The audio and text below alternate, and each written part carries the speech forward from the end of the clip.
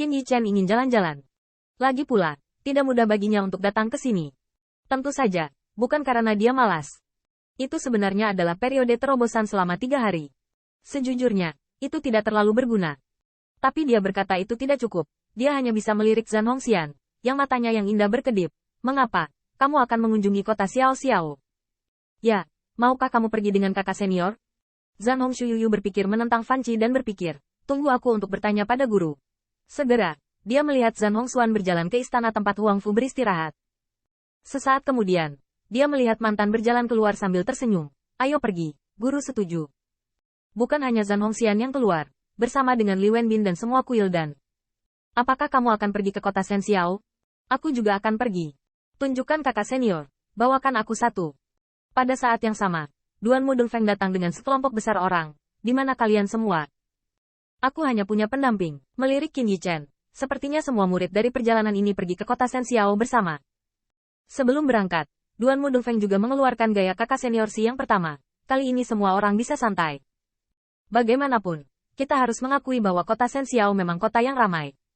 Bencana pengadilan, merancang. Rumah tempat Sekte Abadi Yuan Surgawi berada memiliki teleportasi susunan abadi. Ini sulit, dan juga sangat mudah untuk mencapai semua bagian kota. Orang-orang segera memilih kota terdalam kota Shen Xiao yang paling makmur. Kota Shen Xiao, ramai. Duan Mu Dongfeng dan Qin Yichen, dalam analisis terakhir, adalah murid luar biasa dari Sekte Abadi. Lagi pula, mereka dapat dianggap sebagai pria tampan dan wanita cantik. Mereka sangat mencolok berjalan di luar kota. Namun, semua orang tidak mengenakan jubah Sekte Abadi Yuan Surgawi. Pembicaraannya konyol. Jika berada di benua asal surgawi, jubah adalah simbol kemuliaan. Tapi di sini, saya khawatir hanya titik penunjuk yang mengejek. Seluruh kelompok sangat banyak, meskipun upacaranya sudah dekat. Tetapi Anda tidak boleh kewalahan ketika Anda harus bersantai. Tetapi Qin Yichen menemukan bahwa banyak orang di jalan mengenali diri mereka sendiri. Lagi pula, langit di atas kota Shen Xiao penuh dengan cermin giok. Kecuali buta. Jika Anda melihat ke atas, Anda dapat melihat situasi upacara Sekte Abadi. Dan baru saja upacara pembukaan dan undian secara alami disampaikan selama proses berlangsung. Pada saat ini, situasi dasar dari Sekte Abadi utama sudah diketahui di kota.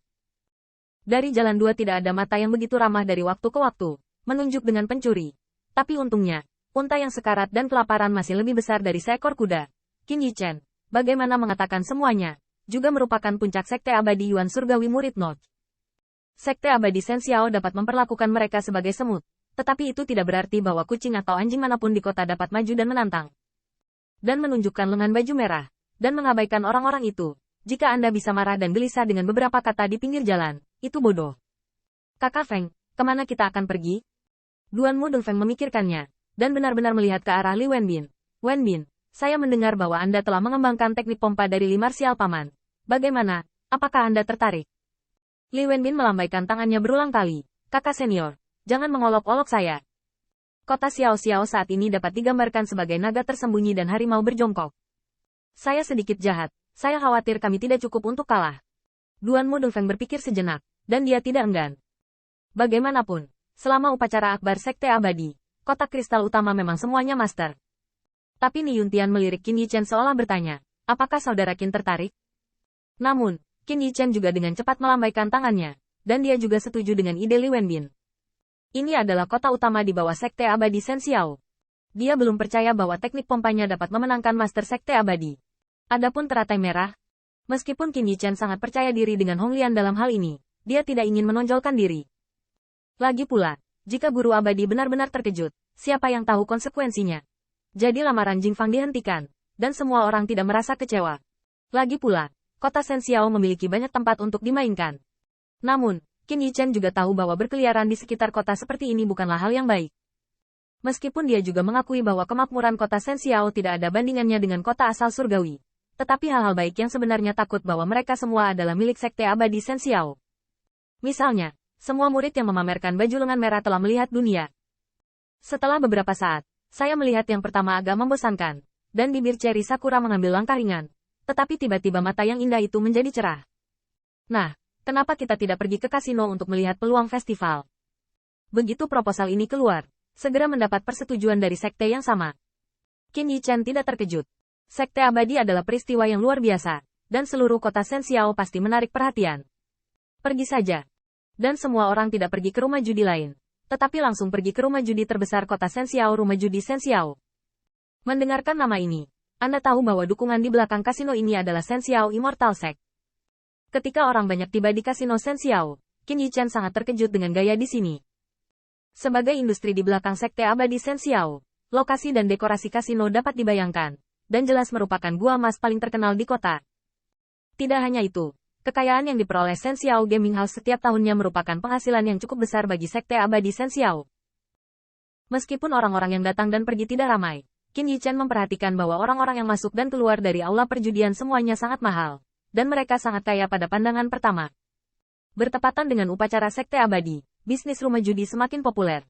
Palang jendela di luar pintu sudah ditutupi dengan berbagai pemberitahuan. Melihat mereka, itu adalah berbagai taruhan yang mempesona. Omong-omong, upacara sekte abadi tidak hanya membuat seluruh benua Sensiao, atau bahkan domain bintang lainnya, dianggap terengah-engah, tetapi juga sekilas surga terpilih. Itu juga dianggap oleh banyak orang sebagai orang kaya. Peluang besar. Taruhan saja pada sekte abadi, bukan tidak mungkin menjadi kaya dalam semalam. Di kota Sensiao, ada tempat perjudian yang tak terhitung jumlahnya, yang sudah sangat ramai. Di gerbang lapangan kasino Sensiao, ada pemberitahuan yang sangat mencolok. Taruhan minimum 10 kristal peri, pemalas tidak bisa masuk. Ketika Qin Yichen melihat ini, dia sedikit terkejut. Rumah judi Sensiao ini benar-benar mendominasi. 1000 jinsi masuk dan keluar, dan kristal peri yang dia tangani tidak terhitung banyaknya. Qin Yichen tidak ragu tentang truput nama sekte abadi Sensiao, dan apakah itu Duan Mudeng Feng atau murid tindak lanjut. Dia cukup siap, setidaknya memenuhi syarat untuk memasuki ambang ini. Tepat sebelum Qin Yichen masuk, dia diperlihatkan perubahan wajah yang tiba-tiba oleh poster pasar yang dipasang di luar pintu. Sekte abadi Yuan Surgawi adalah yang terakhir. 1 untuk 1, sekte abadi Yuan Surgawi adalah yang kedua terakhir dan kalah 2. Sekte abadi Yuan Surgawi adalah yang kedua terakhir dan kalah 3. Sekte abadi Yuan Surgawi ada di 3 terbawah atau lebih dan kehilangan 1. Apa yang membuat Qin Yichen paling marah adalah bahwa ada lebih banyak tentang dia di pasar terkenal ini, dan kemungkinannya terlalu dibesar-besarkan.